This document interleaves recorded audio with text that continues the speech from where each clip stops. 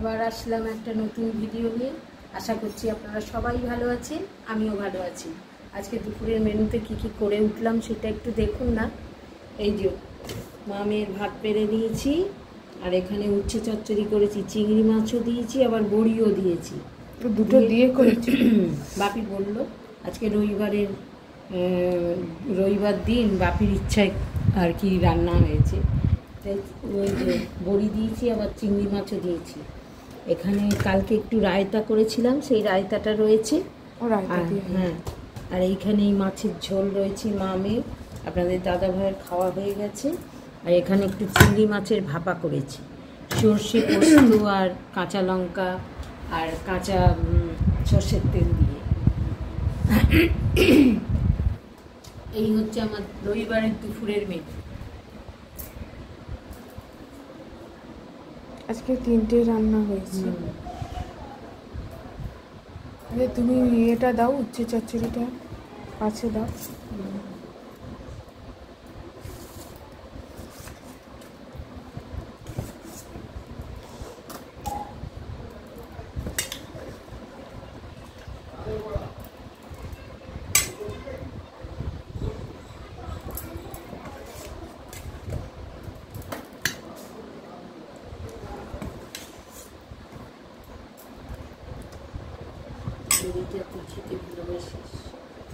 বড়ি চিংড়ি মাছ দুটোই ভালোবাসি আমি।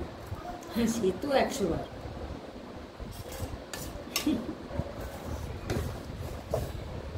এটা খুব সুন্দর হয়েছে, বাকি খেয়ে বলুন।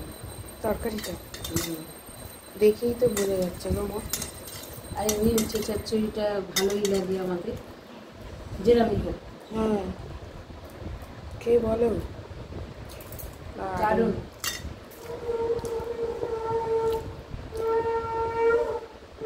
কাঁঠালের দানা দিয়েছি, যে কটা ছিল।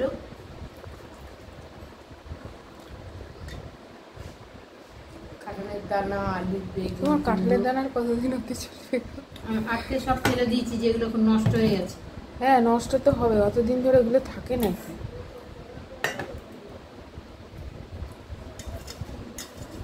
খুব সুন্দর হয়েছে। ঠিক আছে, আর খেতে হবে, বেশি খাওয়া যাবে না, এখন অল্প খেতে হবে। তারপরে আবার একসাথে দুজনে মিলে বসে খাবো, এটা আবার আলাদা মজা। বসে খাবো, একদম গল্প করতে করতে দুজনে মিলে বসে খাবো। এইটুকু সময় পাই মা মেয়ে দুজনের মধ্যে একটু গল্প করি। আপনাদের সাথে প্রথমে গল্প করলাম, তারপরে মা মেয়েকে গল্প করি আর একটু খাই। মানে আর সময় পাই না সারাদিন। আবার সেই রাত্রিরে, আবার সেই সব কাজের শেষে রাত্রিবেলা সময়টার খুবই অভাব।